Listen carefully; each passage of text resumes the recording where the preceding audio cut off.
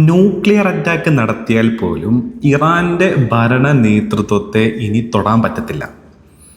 അതാണ് ഇപ്പം സംഭവിച്ചിരിക്കുന്നത്. അതായത് റഷ്യയുടെ ഡോംസ്ഡേ വിമാനം ഇപ്പോൾ ടെഹ്റാനിലെത്തി എന്നുള്ള വാർത്തകളാണ് വരുന്നത്. അപ്പോൾ എന്താണ് ഈ ഡോംസ്ഡേ വിമാനം? ഈ ഡോംസ്ഡേ വിമാനം വന്നു കഴിഞ്ഞാൽ എങ്ങനെയാണ് ന്യൂക്ലിയർ അറ്റാക്ക് നടത്തിയാൽ പോലും ഇറാൻ്റെ ഭരണ നേതൃത്വത്തെ പിടിക്കാൻ ഇനി അമേരിക്കയ്ക്കും ഇസ്രായേലിനും കഴിയില്ല എന്ന് പറയുന്നത്? അതിൻ്റെ റീസൺ എന്താണെന്ന് ചോദിച്ചു കഴിഞ്ഞാൽ, ഭൂമിയിലുള്ള സകല കമാൻഡ് സെൻറ്ററുകളും നശിച്ചു എന്ന് വിചാരിക്കുക. സകല കമാൻഡ് സെൻറ്ററുകളും നശിച്ചു, എല്ലാ ആർമിയും നശിച്ചു. അതേപോലെ തന്നെ ഇവർക്ക് കമ്മ്യൂണിക്കേറ്റ് ചെയ്യാൻ ഇനി ഒരു നിവൃത്തിയില്ലെങ്കിൽ കൂടെ ആകാശത്തിരുന്നു കൊണ്ട് ഇതിനെല്ലാം നിയന്ത്രിക്കാൻ പറ്റുന്ന ന്യൂക്ലിയർ അറ്റാക്ക് ഉണ്ടായിക്കഴിഞ്ഞാൽ അതിൽ വരുന്ന പൾസ് വേവ്സിനടക്കം പ്രതിരോധിക്കാൻ ശേഷിയുള്ള വിമാനങ്ങളെയാണ് ഡൂംസ്ഡേ വിമാനം എന്ന് പറയാം. ഇത് ആക്ച്വലി അമേരിക്കയുടെ കയ്യിലുമുണ്ട്, റഷ്യയുടെ കയ്യിലുമുണ്ട്. ഈ കോൾഡ് വാർ നിലനിന്നിരുന്ന സമയത്ത് ആക്ച്വലി അമേരിക്ക റഷ്യനെ ആക്രമിക്കും, USSRനെ ആക്രമിക്കും, USSR അമേരിക്ക ആക്രമിക്കും എന്നുള്ള ഭീതിയിൽ നിന്നിരുന്ന സമയത്ത് അന്ന് അവരുണ്ടാക്കിയിട്ടുള്ള വിമാനമാണ് ഈ ഡൂംസ്ഡേ വിമാനം എന്ന് പറയുന്നത്. അപ്പോൾ ഇതിനകത്ത് മാസങ്ങളോളം ഇതിന് ആകാശത്ത്, ഭൂമിയിൽ ഇറങ്ങാതെ ആകാശത്ത് കറങ്ങി നടക്കാൻ പറ്റും. ആകാശത്ത് വെച്ചിട്ട് തന്നെ ഇതിനകത്ത് ഇന്ധനം നിറയ്ക്കാൻ പറ്റും. അതിനകത്ത് ഭക്ഷണം കഴിക്കാനുള്ള സൗകര്യങ്ങൾ ഉണ്ടായിരിക്കും, ടോയ്ലറ്റ് ഉണ്ട്, കിടക്കാനുള്ള സൗകര്യമുണ്ട്.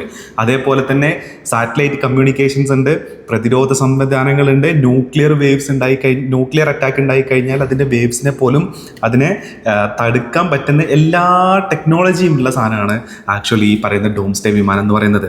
ഇത് ആക്ച്വലി ഒരു പൊളിറ്റിക്കൽ സന്ദേശമാണ് യഥാർത്ഥത്തിൽ റഷ്യ ഈ US നൽകുന്നത്. അതായത് ഏത് വിധേനയും ഇപ്പോൾ ഇറാനിലുള്ള റെജിമിനെ റഷ്യ സംരക്ഷിക്കും എന്നാണ് പറയുന്നത്. പൊളിറ്റിക്കലി ആൻഡ് ഈ പറയുന്ന മിലിറ്ററി എല്ലാ ലെവലിലും ഉള്ള സപ്പോർട്ടും യഥാർത്ഥത്തിൽ റഷ്യ ഇപ്പോൾ ഇറാന് വാഗ്ദാനം ചെയ്തു എന്നുള്ളതാണ്.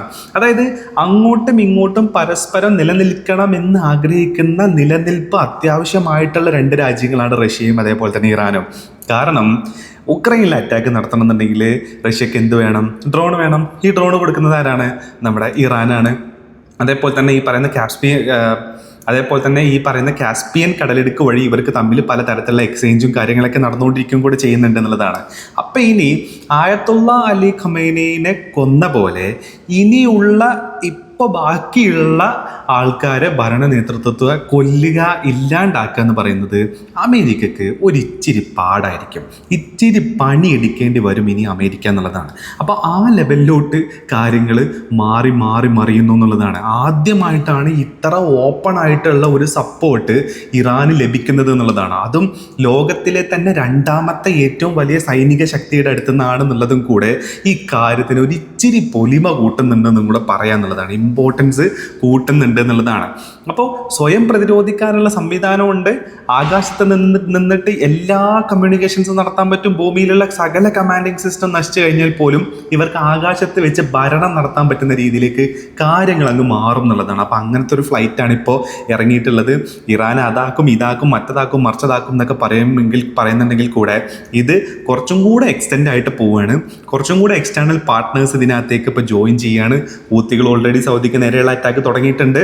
അങ്ങനെ പല ഫ്രണ്ടിൽ നിന്നും ഈ പറയുന്ന കോൺഫ്ലിക്റ്റ് ഇപ്പം ഇങ്ങനെ ഇങ്ങനെ ഫ്ലെയർ അപ്പ് ചെയ്തുകൊണ്ടിരിക്കുകയാണ് എന്നുള്ളതാണ്. അപ്പോൾ ഒരു എക്സ്റ്റെൻസീവ് ആയിട്ടുള്ള വേൾഡ് വാർ പോലെ പോകുന്നില്ലെങ്കിൽ കൂടെ കുറച്ചൊക്കെ ഒരു എക്സ്കലേഷനിലേക്ക് കാര്യങ്ങൾ എത്തുന്നു.